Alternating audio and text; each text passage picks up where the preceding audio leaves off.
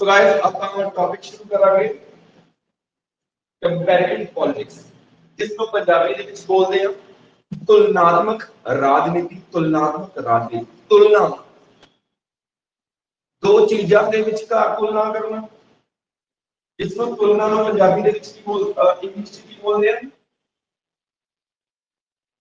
Guys comparison का मतलब क्या तुलना तो दो चीजों के विचकार तुलना करनी है दो चीजों के विचकार तुलना करनी है किसी सिमिलैरिटीज की ते डिसिमिलैरिटीज मतलब दो चीजों के विचकार अपन को तुलना करनी कि एक चीज पहला किस तरीके की होती है ट्रेडिशनली पुराने समय ਦੇ ਵਿੱਚ ਚੀਜ਼ਾਂ ਕਿਸ ਤਰੀਕੇ ਦੀਆਂ ਸੀ ਕੀ ਸਿਮਿਲੈਰਿਟੀਜ਼ ਸੀਗੀਆਂ ਉਹਨਾਂ ਦੇ ਵਿੱਚ ਤੇ ਕੀ ਹੁਣ ਡਿਸਸਿਮਿਲੈਰਿਟੀਜ਼ ਨੇ ਤਾਂ ਇਹ ਸਾਰੇ ਦੇ ਸਾਰੇ ਦਾ ਟੌਪਿਕ ਹੈ ਪੁਰਾਣੀ ਰਾਜਨੀਤੀ ਤੇ ਨਵੀਂ ਰਾਜਨੀਤੀ ਪੁਰਾਣੀ ਤੇ ਨਵੀਂ ਰਾਜਨੀਤੀ ਦੇ ਵਿਚਕਾਰ ਹੈ ਤਾਂ ਪੁਰਾਣੀ ਤੇ ਨਵੀਂ ਰਾਜਨੀਤੀ ਦੇ ਵਿਚਕਾਰ ਕੀ ਹੋਏਗਾ ਉਹਨਾਂ ਦੇ ਵਿਚਕਾਰ ਕੀ ਰੂਲ ਸੀ ਉਹਨਾਂ ਦੀਆਂ ਕੀ ਨੋਰਮ ਸੀ ਨੋਰਮਸ ਉਹਨਾਂ ਦੇ ਵਿਚਕਾਰ ਕੋਮਨ ਚੀਜ਼ਾਂ ਕੀ ਸੀ ਆਪਾਂ ਤੁਲਨਾ ਕਰਾਂਗੇ ਪੁਰਾਣੀਆਂ ਦੋ ਚੀਜ਼ਾਂ ਦੀ ਚਾਹੇ ਇੱਕ ਏ ਨਾਲ ਇੱਕ ਨਾਲ ਬੀ ਇਹ ਦੋਨਾਂ ਦੇ ਵਿਚਕਾਰ ਤੁਲਨਾ ਕਰਨੀ ਹੈ ਕਿ ਵੀ ਇਹਨਾਂ ਦੇ ਵਿਚਕਾਰ ਕੋਮਨ ਚੀਜ਼ਾਂ ਕਿਹੜੀਆਂ ਸੀ ਤੇ ਵੱਖਰੀਆਂ ਕਿਹੜੀਆਂ ठीक है दो चीजों के बीच आपने तुलना करनी है किस चीज की तुलना करनी है ਉਹਨਾਂ ਦੇ रूल्स ਦੀ ਉਹਨਾਂ ਦੀਆਂ ਨੋਰਮਸ ਦੀ ਉਹਨਾਂ ਦੀਆਂ ਕਾਮਨ ਟੈਂਡੈਂਸੀਜ਼ मतलब ਉਹਨਾਂ ਦਾ ਜੋ ਸਾਂਝਾ ਝੁਕਾਅ ਸੀ ਉਹ ਕਿੱਧਰਲੇ ਪਾਸੇ ਸੀ ਚੌਥੇ ਨੰਬਰ ਤੇ ਉਹਨਾਂ ਦੀ ਹਾਈਪੋ ਥੀਸਿਸ मतलब कि कल्पनावा देखो कल्पना का मैं एग्जांपल दसूंगा ਆਪਾਂ ਕਹਿੰਦੇ ਆਪਣੇ ਭਾਰਤ ਦੇ ਵਿੱਚ ਕਿਹੜੀ ਲੋਕਤੰਤਰੀ ਵਧੀਆ ਹੈ ਜਾਂ ਗਣਤੰਤਰੀ मतलब ਇੰਡੀਆ ਦੇ ਵਿੱਚ ਕੀ ਹੈ पार्लियामेंट्री सिस्टम बढ़िया है या रिपब्लिकन का इन्हां दी कंपैरिजन करना है कि अपना रातों रात की है पार्लियामेंट्री सिस्टम की जगह पे रिपब्लिकन सिस्टम ले आ सकते हैं ना नहीं ले आ सकते तो बहुत समय लगता है तुलना की जाती है उससे रूल्स चेक किए जाते हैं उन्हां दी नॉर्म्स उन्हां दे विच ਜਿਹੜੀਆਂ ਸਾਂਝੀਆਂ ਸਾਂਝਾ ਝੁਕਾਅ है उन्हां दी कल्पनावां ते एंड दे विच की आएगा कंक्लूजन मतलब कि उन्होंने जिसका सिक्का निकल के आएगा उन्होंने जिसका सिक्का निकल के आएगा तो आहा है कंपैरिजन पे यही है कंपैरेटिव पॉलिटिक्स यही है गाइस कंपैरेटिव पॉलिटिक्स ਤੇ ਇਹ ਕੰਪੈरेटिव पॉलिटिक्स कितने तरह की थी गाइस ये दो तरह नंबर 1 है ट्रेडिशनल पॉलिटिक्स ਤੇ नंबर 2 है मॉडर्न पॉलिटिक्स भले ਤੁਸੀਂ ਨੋਟਸ ਨੂੰ ਫੋਲੋ ਨਹੀਂ ਕਰਨਾ ਫਿਲਹਾਲ ਤੁਸੀਂ ਟੌਪਿਕ ਨੂੰ ਸਮਝੋ ਉਸ ਤੋਂ ਬਾਅਦ ਤੁਹਾਡੇ ਕੋਈ ਨੋਟਸ ਦੇ ਵਿੱਚ ਬਹੁਤ ਕੁਝ ਪੜ੍ਹਨ ਵਾਸਤੇ ਹੈ ਤਾਂ ਆਪਾਂ ਨੇ ਤੁਲਨਾ ਕੀ ਕਰਨੀ ਹੈ ਕਿਸੇ ਪੁਰਾਣੀ ਪੋਲਿਟਿਕਸ ਦੀ ਪੁਰਾਣੀ ਰਾਜਨੀਤਿਕ ਸ਼ਾਸਤਰ ਦੀ ਤੇ ਨਵੇਂ ਰਾਜਨੀਤਿਕ ਸ਼ਾਸਤਰ ਦੀ ਤਾਂ ਤੁਲਨਾਤਮਕ ਸਰਕਾਰ ਤੇ ਤੁਲਨਾਤਮਕ ਰਾਜਨੀਤੀ ਦੋ ਵੱਖ-ਵੱਖ ਧਾਰਨਾਵਾਂ ਹਨ तुलनात्मक सरकार परंपरावादी राजनीतिक शास्त्र का है और तुलनात्मक राजनीति आधुनिक जो सरकार है तुलनात्मक सरकार की और ट्रेडिशनल पॉलिटिक्स यानी कि किसके ऊपर जोर देती थी किसके ऊपर जोर देती थी स्टेट के ऊपर ते जो मॉडर्न पॉलिटिक्स है ये किसके ऊपर जोर देती है आधुनिक शास्त्र का विषय है ये दोनों का अध्ययन तुलनात्मक विधि द्वारा होता है किस दिन होता है तुलनात्मक विधि दो तरह की पुरानी पॉलिटिक्स अपन एक कंपैरिजन करना है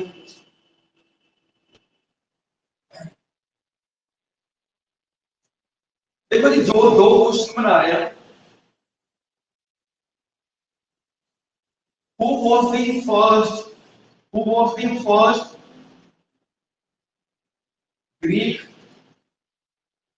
scholar that used comparative politics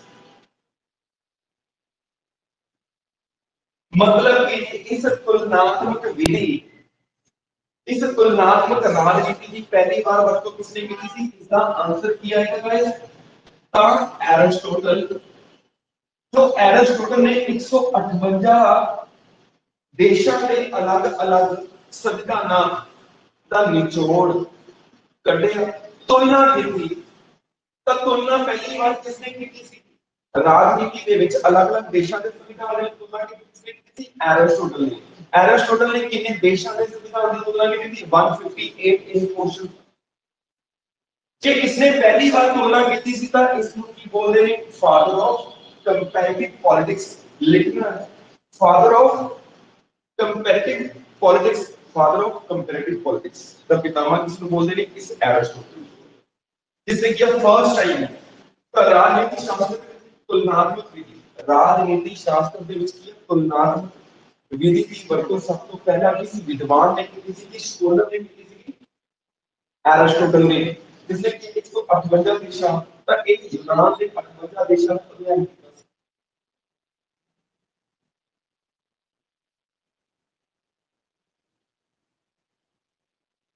ठीक है जी, आई होप ये क्लियर है। तो एज मैं तुम्हें दसन जा रहा हूं कि ट्रेडिशनल पॉलिटिक्स के समर्थक कौन सी ते मॉडर्न पॉलिटिक्स के समर्थक कौन कौन? तो ट्रेडिशनल दे हैगे सी वेरी फर्स्ट है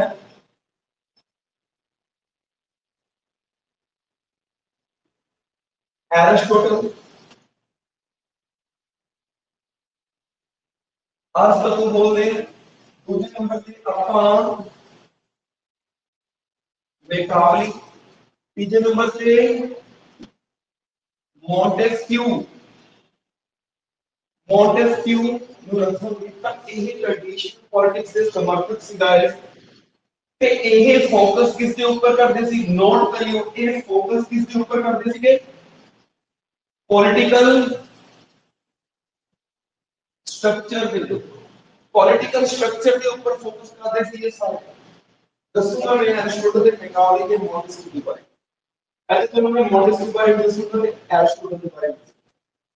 ਤੇ ਦੂਜੇ ਪਾਸੇ ਮੈਂ ਲਿਖੂੰਗਾ ਕਿ ਮਾਡਰਨ ਪੋਲਿਟਿਕਸ मतलब कंपैरेटिव पॉलिटिक्स ਦੇ ਵਿੱਚ ਕੀ ਮਾਡਰਨ ਕਿਹੜੇ ਕਿਹੜੇ ਲਿਖ ਦਿਓ ਨਾਮ ਹੈ। First the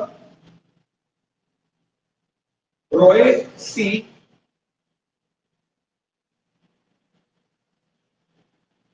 and leaders, Roy C Macridis. दूसरे नंबर पे है गाइस सिडनी वर्नर। तीसरे नंबर पे है जी गैब्रियल एल्बर्ट बोल रहे हैं। फोर्थ नंबर पे है जीपी पॉवल। एक किसके ऊपर फोकस करते थे? ये focused on political process, political process के ऊपर फोकस करते थे। तो मॉडर्न समर्थक एक ट्रेडिशनल समर्थक किससे? इस तुलनात्मक राजनीति में थर्ड की लिखे जी एलमंड। जी एलमंड उसके बाद जीबी पॉवल। जीबी पॉवल का गैरियर एलमंड बोल दिया तो जीबी पॉवल बोल दिया सिडनी वर्नर। इनका आपस में बहुत क्लोज रिलेशनशिप। ਤਾਂ ਮਾਡਰਨ ਜਿਹੜੀਆਂ ਅਪਰੋਚਸ ਦਿੱਤੀਆਂ ਨੇ ਗਾਇਸ ਉਹਨਾਂ ਦਾ ਮਤਲਬ ਕਿ ਪੋਲਿਟਿਕਸ ਦੇ ਵਿੱਚ ਪੋਲਿਟਿਕਲ ਸਿਸਟਮ ਦੇ ਵਿੱਚ ਉਹਨਾਂ ਦਾ ਇਹਨਾਂ ਨੂੰ ਜਾ ਰਿਹਾ ਹੈ।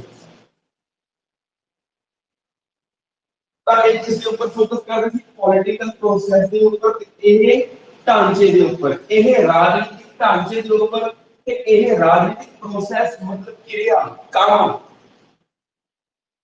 किस तरीके ना सिस्टम चल रहा है। ट्रेडिशनल से वर्ड आएगा Montesquieu, M O N T E S क्या U I E S Montesquieu. तो पहला मतलब ट्रेडिशनल अप्रोच से विच किया है एरिस्टोटल ने की किया। एरिस्टोटल कहता है पहले क्षेत्र की सरकार होनी चाहिए। वेरी फर्स्ट है मोनार्की। एरिस्टोटल कह रहे हैं कि कितने तरह की गवर्नमेंट हो सकती है? मोनार्की हो सकती है क्षेत्र। दूसरे नंबर पे एरिस्टोटेसी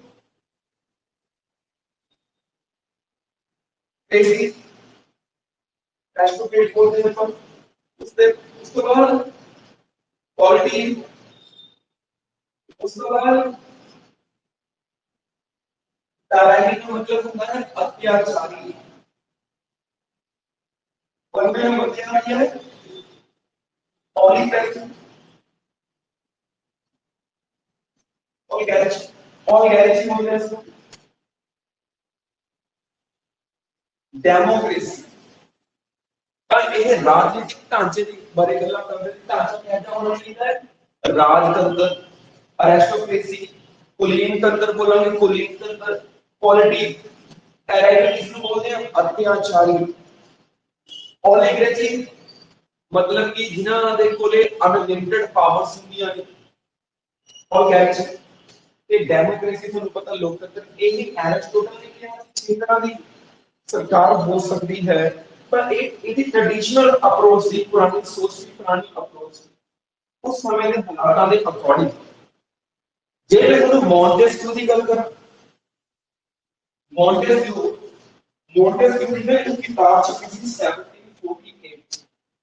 मॉन्टेस्क्यू ने एक किताब छापी थी कदों 1748 ਵਿੱਚ पब्लिश हुई थी। उसका नाम थी the spirit of law, the spirit of law. इस बुक ਦੇ ਵਿੱਚ उसने दस्या ਸੀ nature of government,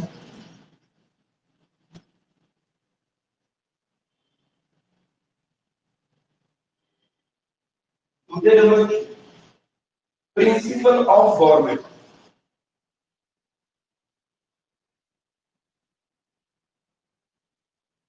guys Montesquieu कहता था अपनी बुक ਦੇ ਵਿੱਚ कि गवर्नमेंट ਦਾ नेचर देखना होगा कि नेचर क्या है, उस तरीके की गवर्नमेंट होनी चाहिए। कि गवर्नमेंट का नेचर ਕੀ है कि ਉਹ ਲੋਕਾਂ ਦੀ ਭਲਾਈ ਬਾਰੇ ਸੋਚਦੇ ਨੇ ਕਿ ਨਹੀਂ, कि ਉਹ ਲੋਕਾਂ ਦੀ ਖੁਸ਼ਹਾਲੀ ਉਹਨਾਂ ਦਾ ਵੈਲਫੇਅਰ ਸੋਚਦੇ ਨੇ कि उस गवर्नमेंट के प्रिंसिपल की होंगे, उस गवर्नमेंट के प्रिंसिपल की होंगे, रूल की होंगे, रेगुलेशंस की होंगे।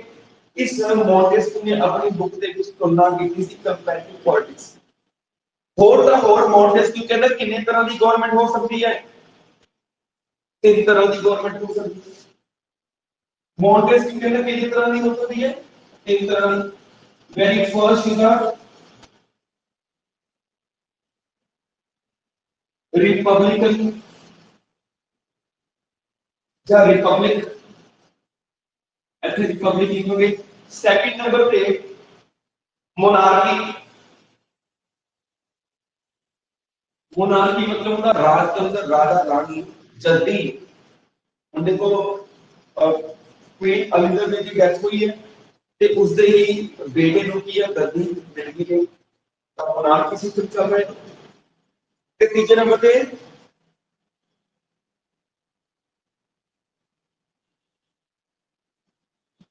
डिस्पोटिक। डिस्पोटिक का मतलब होता है a single entity that rule with the absolute power। जिन्हें बोलेंगे ये absolute powers होती हैं। a single entity rule with absolute power, पूरी दी पूरी शक्तियां एक ढांचे ਦੇ ਕੋਲੇ ਹੀ। ਤਾਂ ਮੌਂਟੇਸक्यू कहता अपनी किताब से तीन तरह की गवर्नमेंट होएगी, ਤੇ एरिस्टोटल कहता छह तरह की गवर्नमेंट होएगी। मॉन्टेस्क्यू ने तुलनात्मक राजनीति की वरतों की थी पुराने टाइम ਦੇ ਵਿੱਚ ट्रेडिशनल पॉलिटिक्स ਦੇ ਵਿੱਚ, द स्पिरिट ऑफ लॉ ਦੇ ਵਿੱਚ। ਤੇ ਕਹਿੰਦੇ गवर्नमेंट ਦੇ नेचर होंगे, मतलब गवर्नमेंट ਦੀ ਕੀ लिखना होगा जो कि उसके ਵਿੱਚ खूबी होएगी, नेचर लिखना होगा, लोगों बारे सोचनी है, उसने सिद्धांत ने रूल हैगे कि नहीं। That is the beginning of. I hope के सब आगे प्रगति ये शब्द है कंपैरिजन, तुलनात्मक राजनीति। ट्रेडिशनल से मॉडर्न थिंकर्स फॉलोअर्स ये पॉलिटिकल स्ट्रक्चर के ऊपर फोकस करते थे। ये पॉलिटिकल प्रोसेस समझते ना, गैब्रियल एलिमेंट ने स्ट्रक्चरल फंक्शनल अप्रोच दी थी, स्ट्रक्चरल फंक्शनल अप्रोच दी थी। ਜਿਸ ਦੇ ਵਿੱਚ ਉਹਨਾਂ ਦਾ ਪੋਲੀਟੀਕਲ ਸਿਸਟਮ ਸੀ। ਉਸ ਪੋਲੀਟੀਕਲ ਸਿਸਟਮ ਦੇ ਵਿੱਚ ਕੀ ਹੋਏਗਾ, ਡਿਮਾਂਡਸ ਹੋਣਗੀਆਂ, ਸਪੋਰਟ ਹੋਏਗੀ। ਡੇਵਿਡ ਈਸਟਨ ਦੀ ਜਿਹੜੀ ਥਿਊਰੀ ਸੀ ਉਸ ਦੇ ਵਿੱਚ ਕੀ ਹੈ, ਥੋੜਾ ਜਿਹਾ ਇੰਪਰੂਵਮੈਂਟ करके गैलिलियो एलिमेंट्री प्रोसेस को यस गाइस तो जो एक क्वेश्चन है एक मॉडलिस्ट पूरा है कि मॉडलिस्ट के अंदर कितनी तरह की फॉर्मेट हुई, तीन तरह की format.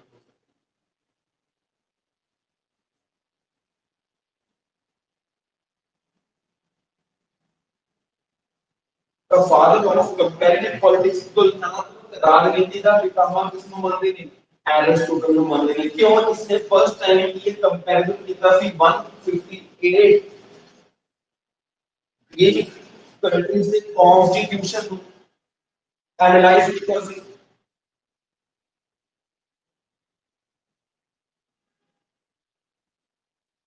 Done. Response one page, both columns. सारा कुछ नोट कर लें।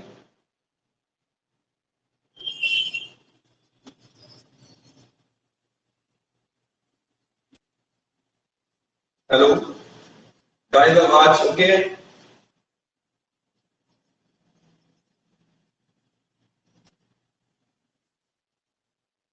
पता लग गया। आगे बढ़ रहे हैं, ठीक है, आगे बढ़ रहे हैं।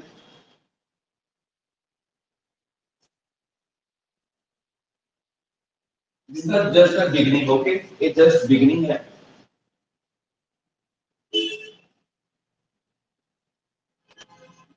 पर एक्चुअली हम पॉलिटिकल कल्चर भी करना, पॉलिटिकल सोशलाइजेशन भी, पॉलिटिकल कंपैरेटिव पॉलिटिक्स भी, ਤੇ ਪੋਲੀਟੀਕਲ ਪਾਰਟਿਸਿਪੇਸ਼ਨ ਦੇ ਸਾਰੇ ਟੌਪਿਕ ਆਪਾਂ ਸੀਰੀਅਲ ਆਰਡਰ ਦੇ ਵਿੱਚ ਕਰਾਂਗੇ ਸੋ ਦੈਟ ਕਿ ਇਹ ਸਾਰਿਆਂ ਦਾ ਰਿਲੇਸ਼ਨ ਆਪਸ ਵਿੱਚ ਜੁੜਿਆ ਹੈ।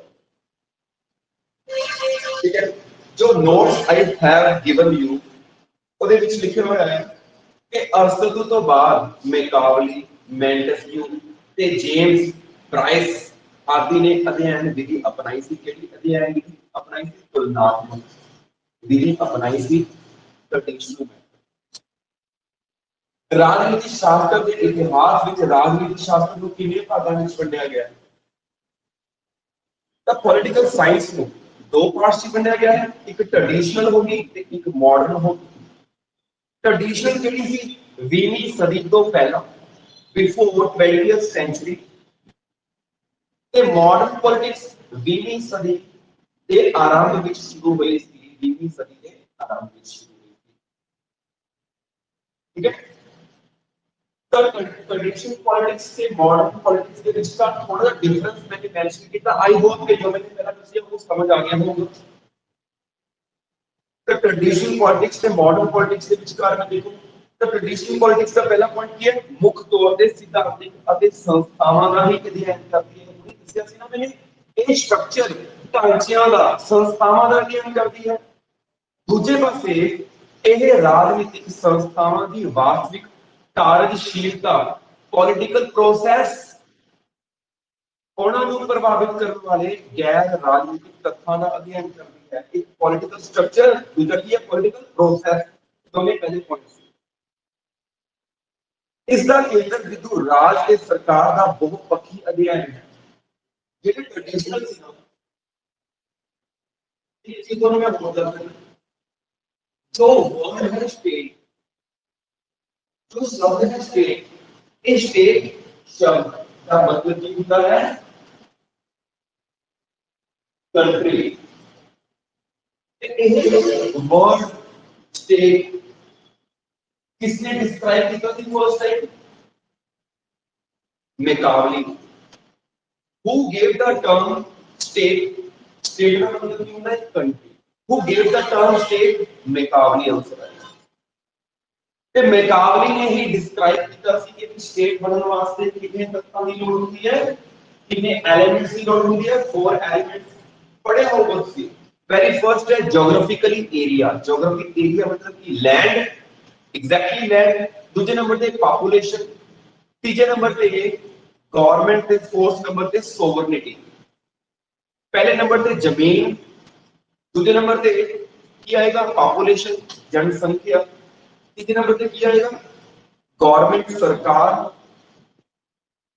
ਤੇ ਚੌਥੇ ਨੰਬਰ ਤੇ ਸੋਵਰਨਿਟੀ ਪ੍ਰਭੂ ਸੱਤਾ। ਤਾਂ ਕੁੱਲ ਮਿਲਾ ਕੇ ਇੱਕ ਟ੍ਰੈਡੀਸ਼ਨਲ जो अप्रोच रखते सी ट्रेडिशनल एक इससे ਇਹਨਾਂ ਦਾ ਕੇਂਦਰ ਬਿੰਦੂ ਕੀ ਹੁੰਦਾ ਸੀ ਸਟੇਟ ਹੁੰਦਾ ਸੀ ਮੌਂਟੇਸਕਿਊ ਦੀ ਸਟੇਟ ਡਿਸਕ੍ਰਾਈਬ ਕੀਤਾ ਸਟੇਟ ਤੇ ਸਰਕਾਰ ਦੇ ਉੱਪਰ ਫੋਕਸ ਕਰਦੇ ਸੀ ਉਹਨਾਂ ਦਾ ਅਧਿਐਨ ਕਰਦੇ ਸੀ ਤੁਲਨਾਤਮਕ ਅਧਿਐਨ ਨੂੰ ਤੁਲਨਾਤਮਕ ਰਾਜਨੀਤੀ ਵੀ ਕਿਹਾ ਜਾਂਦਾ ਹੈ तुलनात्मक अध्ययन में तुलनात्मक राजनीति भी किया जाता है सिंपल वर्ड है on the other hand modern political science ये आधुनिक राजनीति इसमें किया आधुनिक राजनीति किया जाता है सिंपल तो मॉडर्न टाइम में विच कंपैरेटिव पॉलिटिक्स किसकी स्टडी करती है सपोज दैट क्वेश्चन है in modern time comparative politics studies किसकी स्टडी करती है पॉलिटिकल प्रोसेस की पॉलिटिकल राजनीतिक कार्यशीलता राजनीतिक कार्यशीलता की स्टडी करती है दस की हटियां political process next is the meaning and definition that जिसको कि मैं पहला ही एक्सप्लेन कर चुके हैं that was explained earlier the meaning and definition देखो अब फटाफट गो थ्रू होवांगे राजनीति शास्त्र ਦੇ ਸਾਹਿਤ ਵਿੱਚ ਤੁਲਨਾਤਮਕ ਸਰਕਾਰ ਅਤੇ ਤੁਲਨਾਤਮਕ ਰਾਜਨੀਤੀ ਦੋ ਪ੍ਰਸਿੱਧ ਧਾਰਨਾਵਾਂ ਹਨ ਤੁਲਨਾਤਮਕ ਸਰਕਾਰ ਕੰਪੈਰੀਟਿਵ ਗਵਰਨਮੈਂਟ ਤੇ ਤੁਲਨਾਤਮਕ ਰਾਜਨੀਤੀ ਦੋ ਪ੍ਰਸਿੱਧ ਧਾਰਨਾਵਾਂ ਹਨ ਸਧਾਰਨ ਵਿਅਕਤੀ ਨੂੰ ਇਹਨਾਂ ਦੋਨਾਂ ਧਾਰਨਾਵਾਂ ਵਿੱਚ ਕੋਈ ਅੰਤਰ ਸਪਸ਼ਟ ਨਹੀਂ ਹੁੰਦਾ ਕੋਈ ਫਰਕ ਨਹੀਂ ਹੁੰਦਾ राजनीति अलग है सरकार अलग है यानी कोई अंतर नहीं होता अगे अकॉर्डिंग टू एडवर्ड फ्रीमैन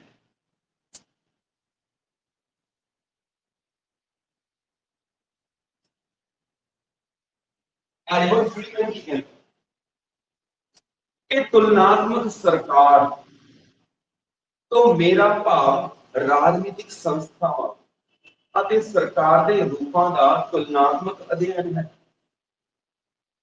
ये कहता according to me comparative government जो है ना वो राजनीतिक संस्थावां ने ਅਤੇ ਸਰਕਾਰ ਦੇ ਰੂਪਾਂ ਦਾ ਤੁਲਨਾਤਮਕ ਅਧਿਐਨ ਕਰਨਾ ਕਿਸ ਦਾ ਅਧਿਐਨ ਕਰਨਾ ਰਾਜਨੀਤਿਕ ਸੰਸਥਾਵਾਂ ਦਾ ਪੋਲਿਟੀਕਲ ਇੰਸਟੀਟਿਊਸ਼ਨਸ ਦਾ ਤੇ ਪੋਲਿਟੀਕਲ ਗਵਰਨਮੈਂਟ ਦਾ ਤੇ ਅਲੱਗ-ਅਲੱਗ ਪਾਰਟਸ ਨੇ ਉਹਨਾਂ ਦਾ ਅਧਿਐਨ ਕਰਨਾ ਹੀ ਕੀ ਕਹੇ ਹੁੰਦਾ ਹੈ ਕੰਪੈਰੀਟਿਵ ਪੋਲਿਟਿਕਸ ਨੈਕਸਟ ਹੈ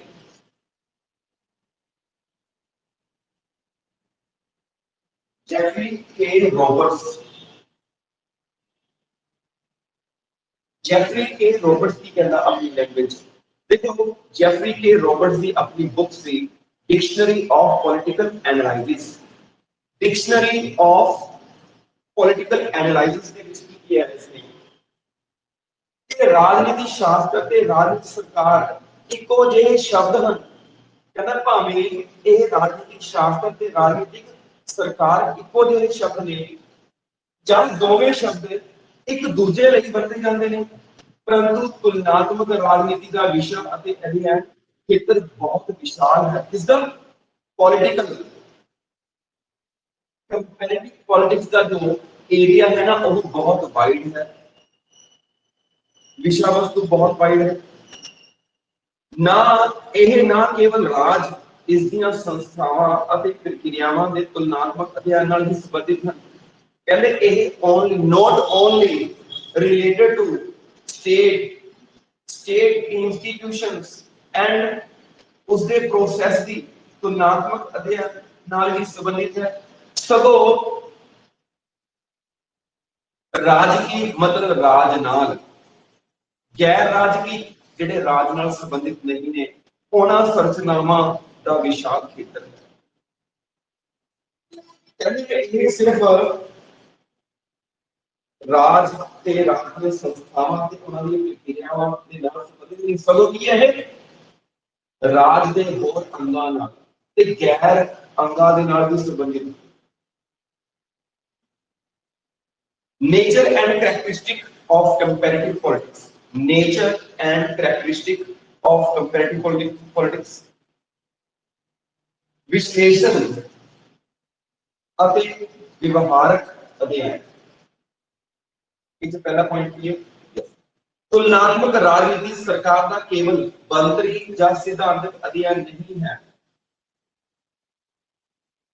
तुलनात्मक राजनीति सरकार का केवल बनतरी या सिद्धांतक अध्ययन नहीं है सगों यह मुख्य रूप विच की है राजनीति का विश्लेषणात्मक राजनीति का की है विश्लेषणात्मक विश्लेषण करता है उसके व्यवहार करता है उसके करैक्टर को समझता है किसके करैक्टर को तुलनात्मक राजनीति के करैक्टर्स को समझता है उसके बिहेवियर का अध्ययन करता है हर एक देश का अपना इतिहासिक पिछोकड़ अपना सभ्याचार अपनी समाजिक ते आर्थिक की होंदियां ने सिचुएशंस होंदियां ने हर एक कंट्री का पुराना पिछोकड़ का होगा उस पुराने पिछोकड़ के विच की है उन्हां दा अपना सभ्याचार होगा भावें हुण चेंज हो गया होवे पर पुराना सभ्याचार का सी समाजिक ते आर्थिक हालात का सी उन्हां सारियां चीजां का की है वो सारियां सिचुएशंस का की करती है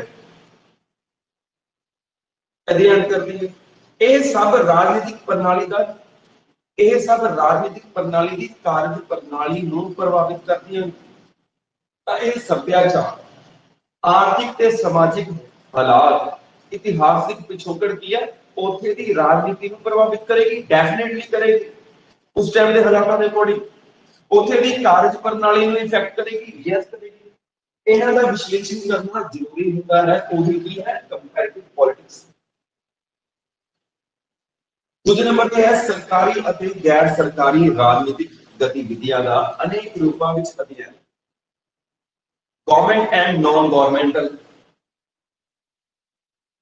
ਜਿਹੜੇ गवर्नमेंट ਦੇ ਨਾਲ जुड़े हुए अंग ने ਤਾਂ ਉਹ ਜਿਹੜੇ गवर्नमेंट ਦੇ ਨਾਲ जुड़े नहीं है पब्लिक ਤੇ प्राइवेट ਉਹਨਾਂ ਦਾ ਅਧਿਐਨ ਕਰ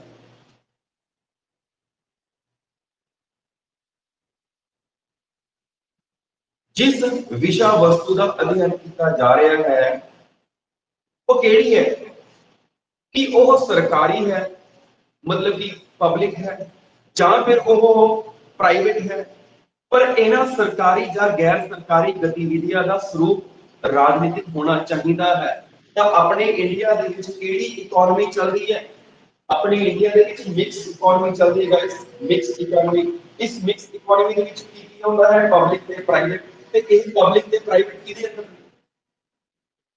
ਮਿਕਸ ਇਕਨੋਮੀ ਹੈ ਪਬਲਿਕ ਤੇ ਪ੍ਰਾਈਵੇਟ ਇਹ ਰਾਜਨੀਤੀ ਨੂੰ ਪ੍ਰਭਾਵਿਤ ਕਰਦੇ ਨੇ ਜੈਸੇ ਕਿ ਕਿਸਦੇ ਅੰਦਰ ਆਉਂਦੇ ਇਹ ਮਿਕਸ ਇਕਨੋਮੀ ਕਿਸਦੇ ਅੰਦਰ ਆਉਂਦੀ ਹੈ ਉਸ ਸਟੇਟ ਦੀ ਮਤਲਬ ਉਸ ਕੰਟਰੀ ਦੀ ਗਵਰਨਮੈਂਟ ਦੇ ਅੰਦਰ ਆਉਂਦੀ ਤੇ ਇਹਨਾਂ ਦਾ ਅਧਿਐਨ जरूरी है तीसरे नंबर पे है रस्मी ढांचिਆਂ ਦਾ तुलनात्मक अध्ययन ढांचे स्ट्रक्चर तुलनात्मक ਦੇ ਵਿੱਚ ਕੀ ਹੈ ਉਸ ਰਾਜ ਦੇ ਢਾਂਚਿਆਂ ਦਾ ਅਧਿਐਨ ਵੀ ਹੋਊਗਾ ਢਾਂਚੇ ਕਿਹੜੇ ਕਿਹੜੇ ਹੋ ਸਕਦੇ ਨੇ ਗਵਰਨਮੈਂਟ ਦੇ ਢਾਂਚੇ ਕਿਹੜੇ ਕਿਹੜੇ ਹੁੰਦੇ ਨੇ ਆਪਾਂ ਸਟਰਕਚਰ ਪੜ੍ਹ ਕੇ ਸਟਰਕਚਰ ਫੰਕਸ਼ਨ ਪੂਰੀ ਪੜ੍ਹ ਕੇ ਆਏ ਹਾਂ ਉਸ ਢਾਂਚੇ ਕਿਹੜੇ ਕਿਹੜੇ ਸੀਗੇ विधान पालिका कार्यपालिका न्यायपालिका नौकरशाही ये सारे ढांचे ही ਤਾਂ ਰਾਜਨੀਤਿਕ ਪ੍ਰਣਾਲੀ ਦੇ ਜਿਹੜੇ ਰਸਮੀ ਢਾਂਚੇ ਹਨ ਇਹਨਾਂ ਢਾਂਚਿਆਂ ਦਾ ਅਧਿਐਨ ਨਾਲ ਹੀ ਰਾਜਨੀਤਿਕ ਪ੍ਰਣਾਲੀ ਦੀ ਵਾਸਤਵਿਕ ਤੇ ਕਾਰਜ ਕੀ ਵਿਧਾਨ ਪਾਲਿਕਾ ਸਹੀ ਕਾਨੂੰਨ ਬਣਾ ਰਹੀ ਹੈ ਕਿ कार्यपालिका उसको सही तरीके से लागू कर रही है ਤੇ न्यायपालिका सही तरीके से काम कर रही है to give a justice according to law कि वो कानून के अकॉर्डिंग ही चल रही है ये सारे मनमाने मनचाहे तरीके नाल काम तो नहीं कर रहे ये बेलगाम तो नहीं होगी ये वास्तविक विच कार्यशीलता सही तरीके नाल कर रही है कि नहीं इन्हां दी जानकारी प्राप्त की जा सकती है परंपरावादी राजनीति शास्त्र अनुसार सरकार राज का एक जरूरी तत्व है जो पुराने सी ना एरिस्टोटल मॉन्टेस्क्यू मैकावली की मानते सी कि सरकार राज का जरूरी तत्व है कि ਜਿਹੜੀ ਸਟੇਟ ਹੈ ਸਟੇਟ ਦਾ ਮਤਲਬ ਕੀ ਹੁੰਦਾ ਕੰਟਰੀ ਤੇ ਕੰਟਰੀ ਦਾ ਇੱਕ ਜ਼ਰੂਰੀ ਤੱਤ ਕੀ ਹੈ ਗਵਰਨਮੈਂਟ ਤੇ ਇਹ ਗਵਰਨਮੈਂਟ ਕਿੰਨੇ ਤਰ੍ਹਾਂ ਦੀ ਹੈ ਤਿੰਨ ਤਰ੍ਹਾਂ ਦੀ गवर्नमेंट के कितने एलिमेंट्स थे तीन तरह के लेजिस्लेचर मतलब कि विधान पालिका एग्जीक्यूटिव मतलब कि कार्यपालिका जुडिशरी बहुत जरूरी तक मानते थे पर आधुनिक राजनीति शास्त्र सरकार ਨੂੰ ਹੀ राजनीतिक प्रणाली ਦਾ रस्मी ढांचा ਮੰਨਦੇ कंपैरिजन कर लो मैं तो दस के हटे हां कि भी पुराने ਜਿਹੜੇ ट्रेडिशनल ਸੀ ਉਹ ਸਟਰਕਚਰਸ ਇਸ ਦੇ ਇੱਕ ਰਾਜ ਦੇ ਸਟਰਕਚਰਸ ਢਾਂਚੇ ਦੇ ਉੱਪਰ ਫੋਕਸ ਕਰਦੇ ਸੀ ਤੇ ਜਿਹੜੇ ਨਵੇਂ ਨੇ ਉਹ ਕਿਸ ਦੇ ਉੱਪਰ ਕਰਦੇ ਨੇ ਰਾਜਨੀਤਿਕ ਪ੍ਰਣਾਲੀ मतलब कि पॉलिटिकल प्रोसेस ਨੂੰ ਹੀ ਢਾਂਚਾ ਮੰਨਦੇ ਨੇ पॉलिटिकल प्रोसेस ਨੂੰ ਹੀ ਢਾਂਚਾ ਮੰਨਦੇ ਨੇ जो राजनीतिक कार्यशीलता है उसਨੂੰ ਹੀ ਢਾਂਚਾ ਮੰਨਦੇ ਨੇ नेक्स्ट है आधारक संरचनावां ਦਾ ਅਧਿਐਨ ਜਿਸ ਨੂੰ ਬੋਲਦੇ ਆ इंफ्रास्ट्रक्चर तुलनात्मक राजनीति का अध्ययन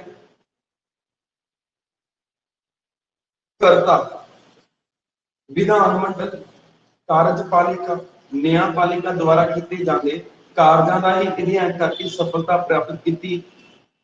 प्राप्त नहीं कर सकता सगों राजनीतिक दलों हित समूह दबाव समूह या संचार के साधन आदियों का भी अध्ययन करना पड़ेगा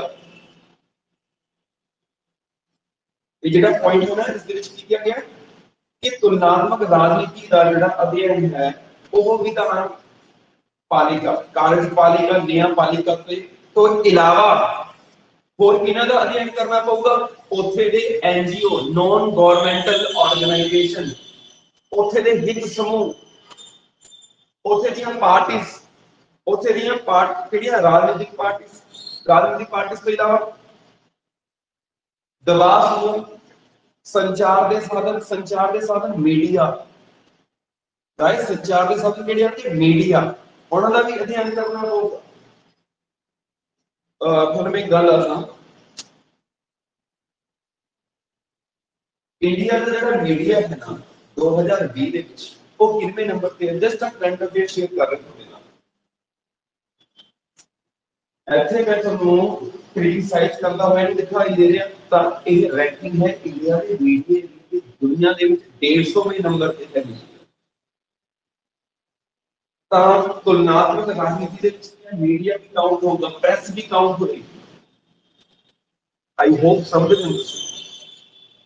what I am trying to say next है विकासशील समाजां का अध्ययन विकास के अपनी समाज अपनी सोसाइटी डेवलप हो रही है उसी कहोगे हाँ जी बहुत हो रही है कि वो तो हदों बाहर जा रही है तब परंपरावादी मतलब कि पुराने राजनीतिक विज्ञानियों ने सिर्फ पश्चिमी ते यूरोपियन उन्नत देशों का ही अध्ययन किया देखो पंजाबी थोड़ी जी टिपिकल लगती होगी क्योंकि जो वर्ड ने प्योर पंजाबी जी उन्नत ਜਿਹੜੇ ਪੁਰਾਣੇ ਜਿਹੜੇ ਆਪਣਾ ਐਰਿਸਟੋਟਲ ਸੀ ਮੌਂਟੇਸਕਿਊ ਸੀ ਮੈਕਾਵਲੀ ਸੀ ਇਹਨਾਂ ਨੇ ਸਿਰਫ ਕਿਸ ਦਾ ਅਧਿਐਨ ਕੀਤਾ ਸੀ ਪੱਛਮੀ ਤੇ ਯੂਰਪੀ ਡਿਵੈਲਪਡ ਦੇਸ਼ਾਂ ਦਾ ਹੀ ਅਧਿਐਨ ਕੀਤਾ ਸੀ ਪਰ ਆਧੁਨਿਕ ਰਾਜਨੀਤਿਕ ਵਿਗਿਆਨੀਆਂ ਨੇ ਵਿਸ਼ਵ ਦੇ ਪਿਛੜੇ ਹੋਏ ਜਿਹੜੇ ਕਿ ਆਜ਼ਾਦ ਹੋਏ ਨੇ ਯੂਰਪੀਅਨ ਕੰਟਰੀਜ਼ ਤੋਂ ਮੁਸ਼ਕਿਲ ਨਾਲ ਆਜ਼ਾਦੀ ਮਿਲੀ ਹੈ ਜਿਵੇਂ ਕਿ ਅਫਰੀਕਾ ਮਹਾਦੀਪ एशिया महाद्वीप के बहुत सारे कंट्रीज इंडिया लगा के पाकिस्तान लगा के चलो इन्हां दा भी अध्ययन किया है तब पुराने ने सिर्फ किसका किया है पश्चिमी देशों ते यूरोपियन देशों का अध्ययन किया है और जो मॉडर्न ने उन्होंने किया है पिछले जिन्हें की हो गया अफ्रीका महाद्वीप के विच बहुत सारे देश हैं एशिया च भी बहुत सारे देश हैं यस आगे नेक्स्ट है अंतर अनुशासनी दृष्टिकोण इज द मुख्य पक्ष इंटर डिसिप्लिनरी डिसिप्लिन बोलते हैं अंतर अनुशासनी डिसिप्लिनरी। तो तुलनात्मक राजनीति के विज्ञानी इस गल ते जोर देते हैं कि समाज शास्त्र मनोविज्ञान अर्थशास्त्र मानव विज्ञान जीव विज्ञान आदि की सहायता नाल राजनीतिक विषय वस्तु को ठीक तरीके से समझा जा सकता है। ਜਿਹੜੇ ਇਹ ਤੁਲਨਾਤਮਕ ਰਾਜਨੀਤੀ ਵਿਗਿਆਨੀ ਨੇ ਇਹ ਗੱਲ ਤੇ ਜ਼ੋਰ ਦਿੰਦੇ ਨੇ ਕਿ ਸਮਾਜ ਸ਼ਾਸਤਰ मनोविज्ञान साइकोलॉजी बोलते हैं अर्थशास्त्र इकोनॉमिक्स बोलते हैं मानव विज्ञान की बोलते हैं बायोलॉजी बोलते हैं जीव विज्ञान आदि की सहायता के नाल राजनीतिक विषय वस्तु को भी तरीके नाल समझा जा सकता है। असल दे विच जिहड़ा इंटरनेशनल पॉलिटिक्स का जिहड़ा सिनेरियो है ना ये दूसरी वर्ल्ड वार तो बाद डेवलप होया। दूसरी वर्ल्ड वार 1945 मतलब 1950 तो बाद लिया इसको समझा गया है बढ़िया तरीके में। पहला ये पॉलिटिकल सब्जेक्ट नहीं होता सी पुराना सब्जेक्ट नहीं है इस सब्जेक्ट नु फेमस ते पॉपुलर कदों होया सेकंड वर्ल्ड वार तो बाद 1950 तो बाद ਜਦੋਂ दो देशों के विचकार ते दो दुनियावां दे विचकार कोल्ड वार शुरू हुई उदों इस की है फेमस होया सी पॉपुलर होया। नेक्स्ट पॉइंट है कदरां कीमतां मुक्त अध्ययन वैल्यू फ्री स्टडी। तब परंपरावादी दृष्टिकोण अनुसार राजनीति शास्त्र को आदर्शी विज्ञानी मन्या। परंपरावादी पुराने विचार की मानते थे कि राजनीति शास्त्र की है आदर्शी विज्ञानी है। राज भूतकाल विच की सी वर्तमान विच की है मतलब past they which state country की हुंदी सी इस टाइम की है ते अगे जाके की होएगी। अपनी इंडिया की पॉलिटिक्स लगा लो आजादी के बाद पहला की हुंदी सी हुण की है आगे जाके फ्यूचर च की होएगी। तब परंपरावादी इसनु कदरा कीमतां नाल संबंधित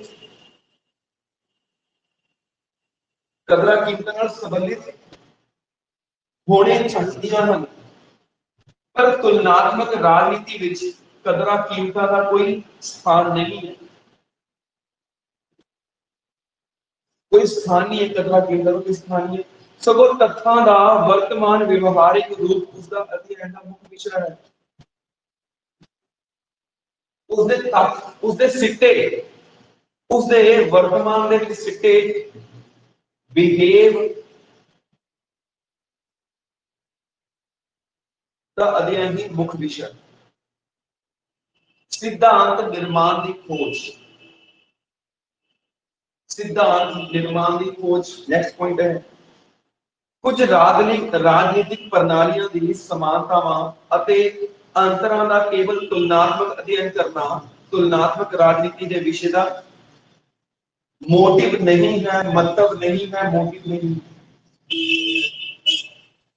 ये राजनीतिक प्रणाली दी समानतावां सिमिलैरिटीज की ने असमानतावां होना चाहिए डिसमिलैरिटीज का तुलनात्मक अध्ययन करना ही तुलनात्मक राजनीति के विषय का मुख्य मतलब नहीं है सगों तुलना द्वारा किसी सिद्धांत को निश्चित करना सिट्टा लियाना सिट्टा रिजल्ट की नहीं करते सिर्फ अध्ययन ही कि इस दे विच की पॉजिटिव पॉइंट्स ने इस दे विच की नेगेटिव पॉइंट्स ने सिर्फ कहने कंपैरिजन नहीं करना सगों की रिजल्ट क्या है कि रिजल्ट क्या आएगा।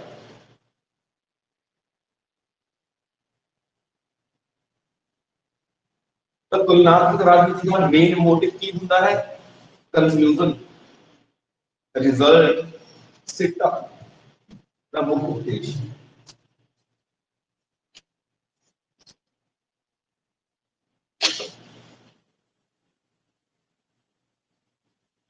So guys ਅੱਜ ਲਈ ਇੰਨਾ ਹੀ ਜੋ ਹੋਰ ਰਹਿ ਗਿਆ आई थिंक आलमोस्ट ਤੁਸੀਂ ਸਮਝ ਗਏ ਹੋਵੋਗੇ ਵੀ ਚੀਜ਼ ਹੈ ਬਾਕੀ ਦਾ ਆਪਾਂ ਨੈਕਸਟ ਕਲਾਸ 'ਚ ਕਰਾਂਗੇ ਠੀਕ ਹੈ ਤਾਂ ਉਸ ਨੂੰ ਰੀਡਿੰਗ ਲੈ ਲਈ ਵਧੀਆ ਤਰੀਕੇ ਨਾਲ ਸੋ ਦੈਟ ਕਿ ਫਟਾਫਟ ਮੈਂ ਨੈਕਸਟ ਕਲਾਸ ਦੇ ਵਿੱਚ ਦੱਸ ਦੇ